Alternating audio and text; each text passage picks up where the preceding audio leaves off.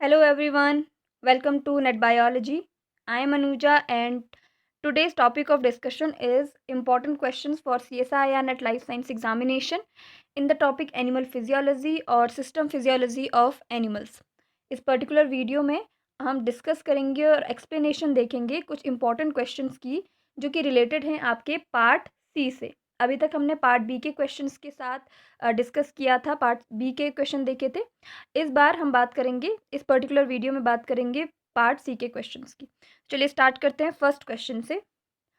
First question is an organism having heart for circulation excretes through green glands. It has several ganglia and tactile organs on its body, and its larval form is very different than its adult form. The organism is most likely to respire by. And ये question आ चुका है जून 2011 में। Question क्या है कि एक organism है, किसी भी ग्रुप से रिलेटेड हो सकता है पूरे एनिमल किंगडम में। उस ऑर्गेनिज्म का जो हार्ट है, हार्ट पाया जाता है उसमें सर्कुलेशन के लिए, जो ब्लड सर्कुलेशन है उसके लिए, और ये ग्रीन ग्लैंड्स के थ्रू एक्सक्रीट करता है। मतलब एक पर्टिकुलर स्ट्रक्चर है, सिस्टम है जिसके थ्रू एक्सक्रीट किया जाता है। एक्सक्रीटरी सिस्टम इसमें ग्रीन ग्लैंड्स हैं। और नर्वस सिस्टम के लिए और सेंस ऑर्गन्स के लिए गैंग्लिया और टेंटिकल्स, टैक्टाइल ऑर्गन्स हैं। टैक्टाइल ऑर्गन्स मतलब ऐसे रिसेप्टर जो जो टच रिसेप्टर होते हैं ना, अगर हम टच करेंगे तो ये रिसेप्ट कर लेंगे उसको। तो इस तरीके के सेंस ऑर्गन है कि जो हम जैसे केमिकल रिसेप्टर्स हो गए, आपके लाइट फोटो रिसेप्टर्स हो गए, उस तरीके से यहाँ पे टैक्टाइल या टच रिसेप्टर्स इसमें मिलते हैं। और इसकी लार्वल फॉर्म जो है वो अडल्ट फॉर्म से डिफरेंट होती है। हमको पूछ रहा है कि ये रेस्पिरेशन किसकी वजह से करेंगे, या इनके रेस्पायरेशन के लिए कौन कौन सी चीज़ें इनकी बॉडी में प्रेजेंट होगी। तो अगर हमको पता है कि ये किस ग्रुप से बिलोंग करते हैं या किस ग्रुप के एनिमल्स में ये सारे कैरेक्टरिस्टिक फीचर्स होते हैं, एक्सक्रीशन के लिए, सर्कुलेशन के लिए, और सेंस ऑर्गन एक्सेट्रा, इन सब के लिए, तो इसका आंसर हम आसानी से बता सकते हैं। तो पहले यहाँ पे कुछ एग्जाम्पल्स दिए गए हैं, या आप कह सकते हो कि कुछ ऑप्शंस दिए गए हैं, और फिर हमको चूज़ करना है कि इनमें से कौन सा करेक्ट है। ऑप्शंस हैं एक्सचेंजिंग ऑक्सीजन, किस तरीके से रेस्पायरेशन करता है। P is exchanging oxygen and CO2 through an extensive tracheal system. या तो इसमें ट्रैकियल सिस्टम होता है जिससे ये ऑक्सीजन और CO2 का एक्सचेंज करता है, या gaseous exchange over thinner areas of cuticle, यानी कि बॉडी के जो सरफेस है उससे, और बाय द गिल्स, और जो गिल्स जैसे फिशेस में प्रेजेंट होते हैं गिल्स रेस्पायरेशन के लिए, उस तरीके का कुछ स्ट्रक्चर यहाँ प्रेजेंट होता है, या उसी तरीके का कुछ मैकेनिज्म चलता है। An efficient tracheal system that delivers oxygen directly to the tissues। यहाँ पे भी ट्रैकियल सिस्टम की बात करी थी, लेकिन यहाँ पे कैसा ट्रैकियल सिस्टम बोला है कि जो ऑक्सीजन जो कार्बन डाइऑक्साइड है इसका एक्सचेंज कर पाता है। दूसरे में है ट्रैकियल सिस्टम जो ऑक्सीजन को डिलीवर करता है डायरेक्टली टू द टिश्यूज, सीधे डायरेक्टली उसको ऑक्सीजन को टिश्यूज तक पहुंचाने का काम करता है। इस तरीके का ट्रैकियल सिस्टम यहाँ पे है। ये एक double transport system where the circulating fluid contains a dissolve respiratory pigments. या तो सीधे सर्कुलेटरी सिस्टम के थ्रू ही ऑक्सीजन उसमें डिजॉल्व होगी और सर्कुलेटरी सिस्टम के थ्रू ही सारे ऑर्गन्स तक पहुंच जाएगी। कुछ इस तरीके का सिस्टम इसमें होता है, या कुछ पर्टिकुलर ऑर्गन्स होते हैं, ट्रैकियल सिस्टम होता है, ये गिल्स या स्किन के थ्रू रेस्पायरेशन किया जाता है, जैसे एम्फीबियंस में होता है कुछ। तो किस तरीके का इसमें आपका रेस्पायरेशन जो प्रोसेस है वो होगी इस पर्टिकुलर ऑर्गेनिज्म में, और उसके कुछ कैरेक्टरिस्टिक फीचर हमको दिए गए हैं, और हमको करेक्ट ऑप्शन चूज़ करना है इनमें से। तो पहले बात कर लेते हैं कि ऑर्गेनिज्म किस ग्रुप से बिलोंग कर सकता है। जैसे एनिमल किंगडम है तो उसको क्लासीफाई किया गया है, तो उस क्लासिफिकेशन में किस ऑर्गेनिज्म के या किस ग्रुप के ऐसे इनकी तरह सिमिलर जो कैरेक्टरिस्टिक फीचर है वो मिलते हैं। अगर हमको पता है तो उसके बाद रेस्पायरेशन देखेंगे उनका कि उनमें रेस्पायरेशन किस तरीके से होता है, तो वो ऑर्गेनिज्म उस ग्रुप से बिलोंग करेगा और उसमें उसी तरीके का रेस्पायरेशन होगा। ठीक है, तो एक ग्रुप है क्रस्टेशियंस, ऑर्थ्रोपोड्स का एक ग्रुप होता है ऑर्थ्रोपोडा ग्रुप। एक नॉन कॉर्डेट या आप कह सकते हो नॉन वर्टिब्रेट ग्रुप जो है, एनिमल किंगडम को दो ब्रॉडली कैटेगरीज में डिवाइड किया गया है, नॉन कॉर्डेट्स एंड कॉर्डेट्स, या आप वर्टिब्रेट्स कह लो, और नॉन वर्टिब्रेट्स। तो उनमें से जो नॉन वर्टिब्रेट्स और नॉन कॉर्डेट होते हैं उसका एक फाइलम है ऑर्थ्रोपोड्स, और ये बहुत ही डाइवर्स है, इसमें काफ़ी सारे एनिमल्स मिलते हैं और काफ़ी सारी क्लासेस हैं। तो इसमें से एक क्लास है क्रस्टेशियंस। इसमें आपके क्रैब्स वगैरह आते हैं जिनका थोरेक्स एंड जो नेक है और जो हेड है वो क्या होता है, फ्यूज्ड वाला होता है, सिफेलोथोरक्स जिसे कहते हैं। तो इस ग्रुप में जो एक्सक्रीशन होता है वो ग्रीन ग्लैंड्स के थ्रू होता है। केवल इसी ग्रुप में है कि जो एक्सक्रीशन है इस ग्रुप के एनिमल्स में, उन सब में एक्सक्रीशन किस तरीके का मिलता है, ग्रीन ग्लैंड्स के थ्रू मिलता है। They have an open circulatory system, और इनके पास ओपन सर्कुलेटरी सिस्टम होता है सर्कुलेशन के लिए, ब्लड सर्कुलेशन के लिए, और साथ ही साथ एक मस्कुलर ऑर्गन होता है जिसे हम हार्ट कहते हैं। ठीक है, तो इसमें हार्ट भी प्रेजेंट है, ओपन सर्कुलेटरी सिस्टम प्रेजेंट होता है। ओपन सर्कुलेटरी सिस्टम का मीनिंग है इसमें जो जैसे ह्यूमन्स हैं या बाकी के जो हाई कैटेगरी के जो एनिमल्स हैं उनमें क्लोज सर्कुलेटरी सिस्टम मिलता है। क्लोज सर्कुलेटरी सिस्टम का मतलब जो भी ब्लड होगा वो थ्रू द वेसल्स, एक वेसल्स होती हैं, आर्टरीज, वेन्स, कैपिलरीज। ह्यूमन की बात करें तो उनमें भी 3 टाइप की ये वेसल्स मिलती है, इनके अंदर ब्लड क्या होता है, फ्लो होता है। लेकिन ओपन सर्कुलेटरी सिस्टम में इस वेसल टाइप के कोई स्ट्रक्चर नहीं मिलते हैं। जो ब्लड है वो थ्रू हार्ट जिससे भी पंप हो रहा है, ऐसे ही करके बिना वेसल्स के सारे ऑर्गन्स तक पहुंचता है। क्योंकि इनका जो ऑर्गेनाइजेशन है वो कम है, जो साइज़ है वो कम है, तो वेसल्स इसमें प्रेजेंट नहीं होती है। इस तरीके का ओपन सर्कुलेटरी सिस्टम इस पर्टिकुलर क्लास में मिलता है। और मस्कुलर ऑर्गन होता है हार्ट। तो हार्ट भी प्रेजेंट था, हमें क्वेश्चन में पूछा गया था कि हार्ट भी प्रेजेंट है। एक्सक्रीटरी सिस्टम का ग्रीन ग्लैंड्स हैं। ग्रीन ग्लैंड्स को दूसरे शब्दों में आप एंटीनल ग्लैंड भी कह सकते हैं, क्योंकि ये जो एंटीना होता है इनमें इसके काफ़ी पास मिलती है। ठीक है, तो एक्सक्रीटरी सिस्टम इसमें भी ग्रीन ग्लैंड्स हैं। मस्कुलर सिस्टम और जो सर्कुलेटरी सिस्टम है वो मस्कुलर ऑर्गन हार्ट भी है और ओपन सर्कुलेटरी सिस्टम है। सेंस ऑर्गन की हम बात करें तो इसमें कंपाउंड आइज मिलती है, केमिकल एंड टेक्टाइल या जिसे टच रिसेप्टर्स कहते हैं, सेंस ऑर्गन की तरह ये काम करते हैं। कंपाउंड आइज सभी टाइप के जो भी इंसेक्ट्स होते हैं और आर्थ्रोपोड्स होते हैं उनमें कंपाउंड आइज मिलती है फॉर द सेंस ऑर्गन की तरह। जैसे हमारे पास आई है तो उनके पास कंपाउंड आई होती है, उसमें उसका स्ट्रक्चर कुछ अलग टाइप का होता है। और अगर हम बात करें रेस्पायरेशन की, साथ ही साथ अगर नर्वस सिस्टम की बात करें तो इनमें कुछ गैंग्लियन मिलते हैं। Ganglion is the group of nerve cells. ठीक है, तो ऐसी कुछ नर्व फाइबर्स या नर्व सेल्स यहाँ मिलती है, गैंग्लियन मिलते हैं। और रेस्पायरेशन जो मेन चीज़ है जिसको हमने जानना है, जिसके बारे में हमने बात करी, जिसके बारे में हमको पूछा गया है वो है रेस्पायरेशन। तो ये रेस्पायरेशन किसके थ्रू करते हैं, ये करते हैं बॉडी सरफेस और गिल के थ्रू। ठीक है, या तो बॉडी सरफेस के थ्रू जैसे एम्फीबियंस कर पाते हैं, एम्फीबियंस या आपके फ्रॉग हो गया, स्किन के थ्रू रेस्पायरेशन करते हैं, या जैसे फिशेस में मिलते हैं गिल्स, उसके थ्रू भी ये रेस्पायर कर सकते हैं। तो इनके पास रेस्पायरेटरी सिस्टम नहीं होता है, रेस्पायरेशन के लिए गिल्स या बॉडी सरफेस का ये यूज़ करते हैं। ठीक है, तो अब तो हमको क्लियर हो गया कि कौन सा ऑप्शन करेक्ट होना चाहिए। ट्रैकियल सिस्टम इसमें मिलता नहीं है, और जो सर्कुलेटरी सिस्टम है यहीं से सर्कुलेटरी सिस्टम या सर्कुलेटरी फ्लूइड से ही जो रेस्पायरेशन है वो पॉसिबल भी नहीं है। किसके थ्रू होता है, स्किन या गिल्स। तो कौन सा ऑप्शन करेक्ट होगा, क्यू वाला, राइट। और यहाँ हमको ऑप्शन दिए गए हैं थर्ड, ओनली क्यू। तो कौन सा ऑप्शन करेक्ट होगा, थर्ड वाला, gaseous exchange over thinner areas of cuticle, मतलब सरफेस, बॉडी सरफेस से और by the gills. Third second वाला क्वेश्चन, सेकंड वाला ऑप्शन एकदम यहाँ पे करेक्ट होगा। और नीचे अगर हम बात करें तो थर्ड वाला, ठीक है, क्यू वाला। ठीक है, नेक्स्ट क्वेश्चन की बात करते हैं। नेक्स्ट क्वेश्चन है हमारे पास, the graph represent relative plasma concentration of hormone A and B during a reproductive cycle in a normal female. Which one of the following combination is correct? And ये question आ चुका है दिसंबर 2011 में। यहाँ पे एक ग्राफ दिया गया है और इसमें 2 हार्मोन जो हैं वो दिखाए गए हैं, रिप्रेजेंट किए गए हैं, ए एंड बी। ये वाली लाइन जो है वो ए को रिप्रेजेंट कर रही है और ये वाली लाइन बी को ये रिप्रेजेंट कर रही है। और ये हार्मोन किस में है, एक मेंस्ट्रुअल साइकिल में है, एक नॉर्मल फीमेल में। ठीक है, तो मेंस्ट्रुअल साइकिल के टाइम पे इसके रेगुलेशन के लिए कुछ हार्मोन्स ज़रूरी होते हैं। उनमें से किसी 2 हार्मोन्स का यहाँ पे ग्राफ बताया गया है। हमको ये बताना है कि कौन सा कॉम्बिनेशन इनमें से करेक्ट है, या ये 2 जो हार्मोन हैं ए एंड बी, ये कौन कौन से हार्मोन हैं। ऑप्शंस हैं, ए इज़ FSH जिसे हम फॉलिकुलर स्टिमुलेटिंग हार्मोन कहते हैं, फॉलिकल स्टिमुलेटिंग हार्मोन, और बी है ईस्ट्रोजन, या तो ये करेक्ट है, या A is oestrogen and B is LH luteinising hormone, LH का मतलब ल्यूटिनाइजिंग हार्मोन, या तो थर्ड वाला है A is FSH follicle stimulating hormone and B is LH luteinising hormone and S वाला है ए इज़ LH, ए क्या है यहाँ पे LH है और बी क्या है FSH यानी कि फॉलिकल स्टिमुलेटिंग हार्मोन।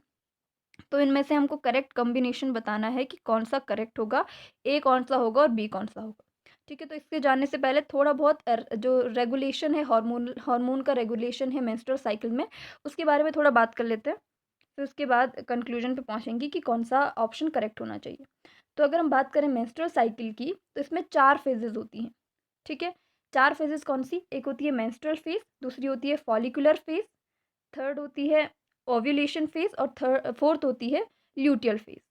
इनमें से इन दोनों को ये जो सेकंड वाला है और फोर्थ वाला है उसको दूसरे शब्दों में हम कह सकते हैं पोस्ट मेंस्ट्रुअल फेज़ सेकंड वाले को, और फोर्थ वाले को कह सकते हैं पोस्ट ओव्यूलेशन फेज़, क्योंकि ये मेंस्ट्रुअल फेज़ के बाद हो रही है इसलिए पोस्ट मेंस्ट्रुअल फेज़, और ये ओव्यूलेशन फेज़ के बाद हो रही है इसलिए पोस्ट ओव्यूलेशन फेज़। ठीक है, या आप जिस भी तरीके से प्रोनाउंस करो एक ही चीज़ है।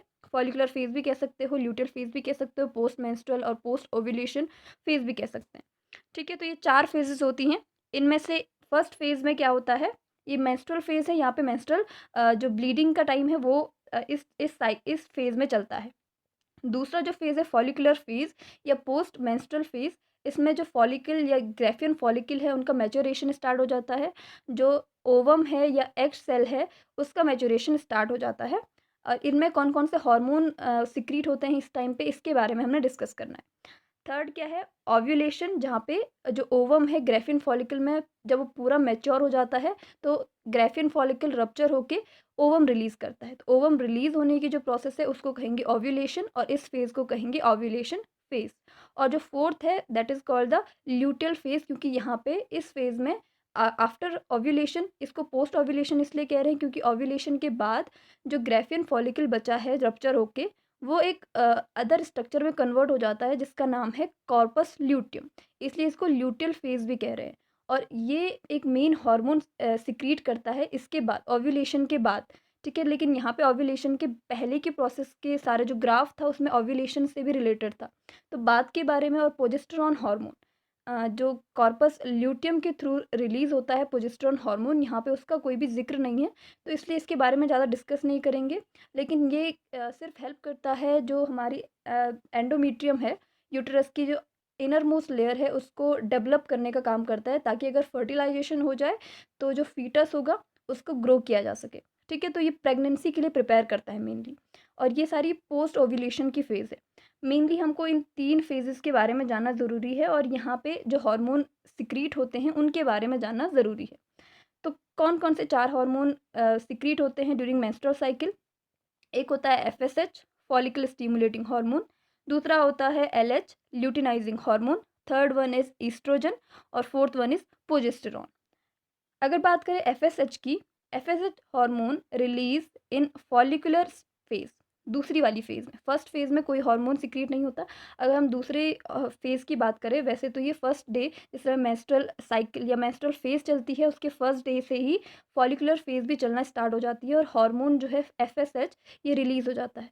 इस फेज़ में क्या होता है, मैंने कहा कि जो ग्राफियन फॉलिकल हैं उनका मैच्योरेशन स्टार्ट होता है, और वो किसकी वजह से होता है, फॉलिकल स्टिमुलेटिंग हार्मोन और FSH की वजह से। और ये कहाँ से सिक्रीट होता है, पिट्यूटरी से। ठीक है, तो ये क्या काम करता है, ये डेवलप करता है ग्राफियन फॉलिकल को जो कंटेन करता है इमेच्योर एग। तो जो इमेच्योर एग है या इमेच्योर आपका ग्राफियन फॉलिकल है, ये क्या होगा, मैच्योर होगा in the phase of follicular phase. उसके बाद जो LH का काम है, इसके बाद थोड़ी ईस्ट्रोजन की जो क्वांटिटी है वो भी इंक्रीज़ होती है और उसकी वजह से LH रिलीज़ होता है। तो FSH का मेन काम जो आपका फॉलिकुलर फेज़ है या जिसमें जो फॉलिकल्स है वो मैच्योर हो रहे हैं, उस फेज़ में FSH रिलीज़ होता है। उसके बाद जब LH की जो कंसंट्रेशन है वो इंक्रीज़ होने लगती है, तो थोड़ा बहुत जो FSH है वो तब डिक्रीज़ होने लगता है। उसके बाद जो LH हार्मोन है, इसका मेन काम है ओव्यूलेशन का। जो थर्ड फेज़ है ओव्यूलेशन फेज़, इसमें LH जो होता है वो रिलीज़ होता है, और ओव्यूलेशन फेज़ के टाइम पे, ये जो जिस टाइम पे ओव्यूलेशन होना है अप्रॉक्स 14 डेज़ में, तो 13वां दिन होगा ना, उसमें LH की जो कंसंट्रेशन होगी वो सबसे ज़्यादा होगी। ठीक है। तो इसको हम ओव्यूलेशन करने वाला हार्मोन भी कहते हैं। ओव्यूलेशन के लिए जो मेन रिस्पॉन्सिबल है LH हार्मोन। तो यहाँ पे अगर हम बात करें हमारे ग्राफ में, तो आपको बी वाले पे एकदम एक पीक पे दिख रहा होगा ओव्यूलेशन के टाइम पे जो बी हार्मोन है। तो सिंपल सी बात है, बी इस समय पीक पे है, ओव्यूलेशन का टाइम है, तो ये वाला कौन सा हार्मोन होगा? LH। तो इस यहाँ पे हमको सिंपल से एक वो मिल गया, क्लू मिल गया कि LH हार्मोन, बी वाला हार्मोन LH है। तो यहाँ पे जो जो ऑप्शन बी LH को बता रहे हैं वो करेक्ट होंगे, बाकी को हम एलिमिनेट कर देंगे। जैसे बी इज LH ये वाला, और B is LH। P and Q और आर वाला ऑप्शन जो है उनमें LH हार्मोन बी का ऑप्शन है। बाकी पी एंड एस में जो अलग अलग ऑप्शन दिए गए हैं, तो इन दोनों को हम एलिमिनेट कर देंगे। अब बचे हमारे पास दो, या तो ए ईस्ट्रोजन होगा या तो ए FSH होगा। तो हमने अभी बात की जो फॉलिकुलर फेज है वहाँ पे FSH इंक्रीज होगा, और उसके बाद जिसमें ओव्यूलेशन होगा उसके बाद ये डिक्रीज हो जाएगा। ईस्ट्रोजन की कंसंट्रेशन तब ज़्यादा होती है जिस टाइम पे ओव्यूलेशन हो जाता है, और उसके बाद प्रोजेस्टेरोन और ईस्ट्रोजन इंक्रीज होते हैं अपने क्योंकि उनके काम ज़्यादा बढ़ जाता है उसके बाद FSH और LH का कंसंट्रेशन कम होने लगता है ब्लड में। तो इस समय अब यहाँ पे हम कह सकते हैं कि ये जो ए वाला हार्मोन है वो FSH होना चाहिए। तो कौन सा ऑप्शन करेक्ट होगा? आर वाला, A is FSH and B is LH। ठीक है, आर वाला ऑप्शन यहाँ पे करेक्ट होगा। नेक्स्ट क्वेश्चन है, a boy eats a large serving of cheese having high amount of sodium, he hardly drinks any fluid, in spite of this the water and electrolyte balance was maintained. Which one of the following explanation is correct? And ये question आ चुका है दिसंबर 2012 में। Options हैं, his aldosterone was decreased and ADH was increased, his aldosterone was increased and ADH was decreased, opposite same का, पहले का opposite, there was no change in either of the hormone, and his sympatho adrenal system was stimulated. तो इनमें से कौन सा option correct होगा इस कंडीशन में कि उसकी बॉडी में इलेक्ट्रोलाइट जो है वो ज़्यादा कंसंट्रेशन है, मतलब इलेक्ट्रोलाइट या आपके आप बात कर लो सोडियम की कंसंट्रेशन, सोडियम कंटेंट ज़्यादा है और वाटर जो है वो लो है, वाटर की जो कंसंट्रेशन है वो कम है और सोडियम ज़्यादा है, और इसके बावजूद भी जो उसका मेंटेनेंस है इलेक्ट्रोलाइट और वाटर बैलेंस का, वो क्या है, वो मेंटेन है। मतलब इलेक्ट्रोलाइट भी उतना ही है जितना बॉडी के लिए सफिशिएंट चाहिए, और वाटर जो है उसकी क्वांटिटी भी सफिशिएंट है। तो ऐसे हार्मोन्स, यहाँ पे हमको मेनली हार्मोन्स की बात की गई है, तो ऐसे हार्मोन जो क्या करें, रीअब्जॉर्प्शन ऑफ वाटर को इंक्रीज कर दे, वो क्या होगा, इंक्रीज होगा उसकी स्टीमुलेशन। सिंपल सी बात है, जो वाटर को, क्योंकि उसकी बॉडी में वाटर कम है, तो ऐसे हार्मोन की ज़रूरत है जो वाटर के रीअब्जॉर्प्शन को बढ़ा दे, ताकि जो यूरिन फॉर्मेशन हो उसमें वाटर ज़्यादा लॉस ना हो जाए। तो ऐसा हार्मोन इंक्रीज होगा जिसका वाटर जो वाटर का रीअब्जॉर्प्शन बढ़ा दे, और ऐसा हार्मोन डिक्रीज होगा जो इलेक्ट्रोलाइट कंसंट्रेशन को बढ़ाता हो, यानी कि इलेक्ट्रोलाइट रिटेंशन या रीअब्जॉर्प्शन को क्या करता हो, बढ़ाता हो, ऐसा हार्मोन डिक्रीज होगा। क्योंकि हमको इलेक्ट्रोलाइट तो यहाँ पे बॉडी में ज़्यादा है, उसको भी सफिशिएंट अमाउंट में लेना है, उसको भी उसका भी लेवल सफिशिएंट बनाए रखना है, और वाटर का भी बैलेंस बनाए रखना है। तो वाटर के लिए जो हार्मोन वाटर को रीअब्जॉर्ब करता होगा वो इंक्रीज होगा, और जो इलेक्ट्रोलाइट को रीअब्जॉर्ब और रिटेंशन करता होगा वो डिक्रीज होगा। तो इनमें से पहले बात कर लेते हैं, यहाँ पे दो हार्मोन मेनली बताए गए हैं, एल्डोस्टेरोन और ADH, उनके बारे में बात कर लेते हैं। ADH is a peptide hormone. ADH इसको एंटी डायूरेटिक हार्मोन और वैसोप्रेसिन हार्मोन भी कहते हैं। इससे रिलेटेड काफ़ी सारे क्वेश्चन आते हैं, तो ये बहुत इंपॉर्टेंट है। इसका मेन फंक्शन होता है, ये प्रोड्यूस और सिंथेसाइज होता है हाइपोथैलेमस में, सिक्रीट होता है बाय द पिट्यूटरी, और मेन काम करता है वाटर रिटेंशन के लिए। ठीक है, ADH is a peptide hormone made in the brain hypothalamus, and aldosterone जिसको हम मिनरलोकॉर्टिकॉइड भी कहते हैं, it is the cortico corticosteroid hormone and made in adrenal gland. Adrenal cortex से रिलीज होने वाला हार्मोन एल्डोस्टेरॉन है। इसको मिनरलोकॉर्टिकॉइड भी कहते हैं, और ये मेनली काम करता है retention and reabsorption of sodium quantity और mainly electrolytes. ADH hormone stimulates the kidney to reabsorb water and prevent water loss, and aldosterone signals the kidney to retain sodium and chloride and prevent electrolyte loss. अब जैसे मैंने कहा, इन दोनों में से एक hormone का डिक्रीज होगा जो वाटर रीअब्जॉर्प्शन को जो वाटर रीअब्जॉर्प्शन को इंक्रीज़ कर रहा होगा उसका इंक्रीजन होगा, मतलब एडीएच का इंक्रीजन होगा। इंक्रीज़ किसका होगा? एडीएच। एडीएच इंक्रीज़ होगा तब जाके वाटर रिटेंशन होगा और जो बॉडी में वाटर का बैलेंस है वो सही रहेगा।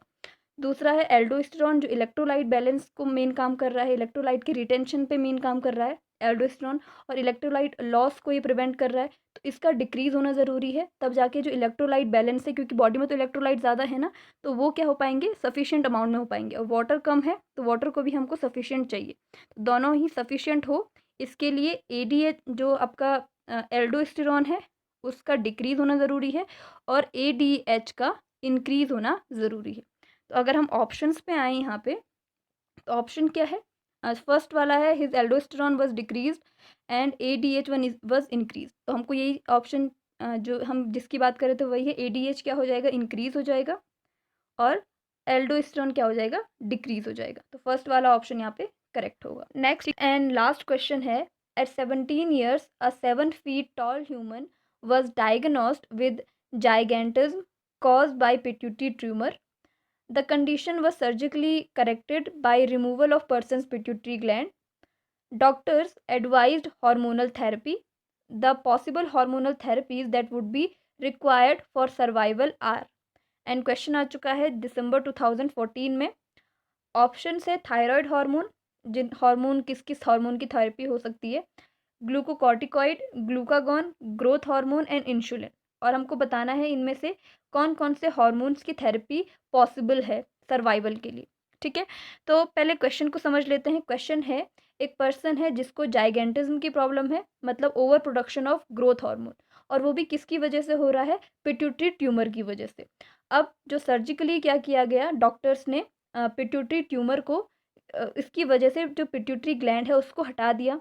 अब इसके बाद जो हार्मोन्स पिट्यूटरी रिलीज़ करेगी, और भी हार्मोन्स है, ग्रोथ हार्मोन्स के अलावा भी और भी हार्मोन्स पिट्यूटरी के थ्रू सिक्रीट होते हैं, जैसे एडीएच है और आपका थायराइड हार्मोन है, कुछ सेक्स हार्मोन है, एफएसएच, एलएच, ये भी किससे रिलीज़ होते हैं? पिट्यूटरी ग्लैंड से रिलीज़ होते हैं। तो उन हार्मोन्स पे भी इफ़ेक्ट पड़ेगा, तो उन उसके लिए कुछ हार्मोनल थेरेपी की जाती है ताकि जो पर्सन है वो सर्वाइव कर सके।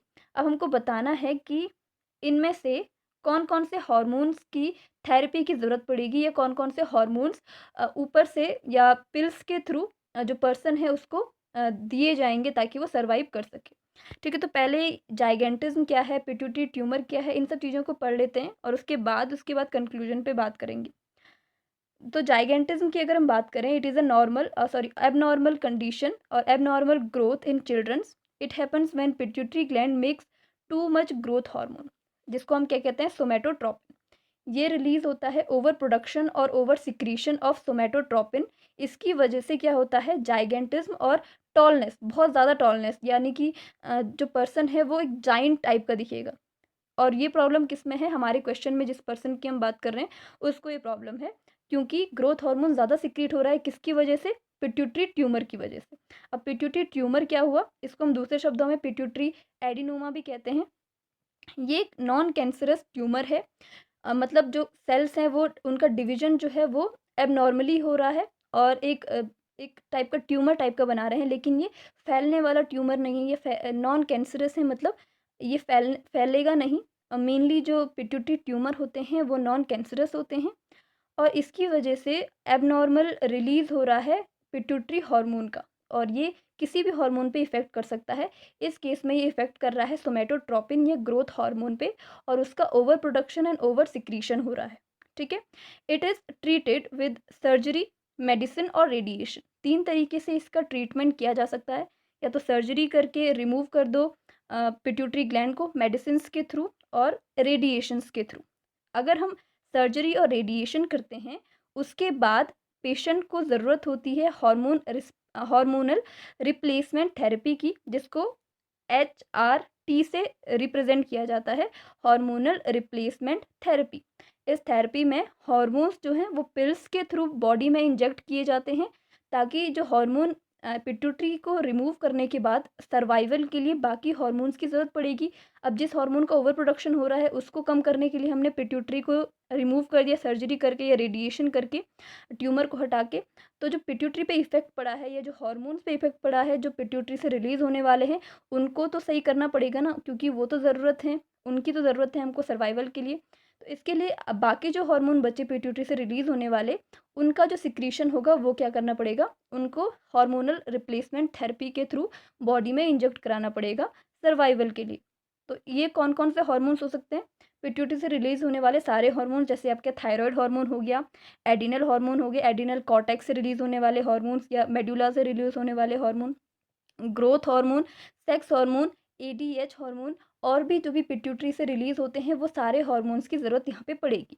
ठीक है, तो ये सारे हार्मोन्स सिक्रीट होते हैं पिट्यूटरी से, लेकिन यहाँ पे ग्रोथ हार्मोन का ओवर प्रोडक्शन हो गया तो हम ग्रोथ हार्मोन को फिर से वापस नहीं देंगे, उसकी ज़रूरत नहीं है।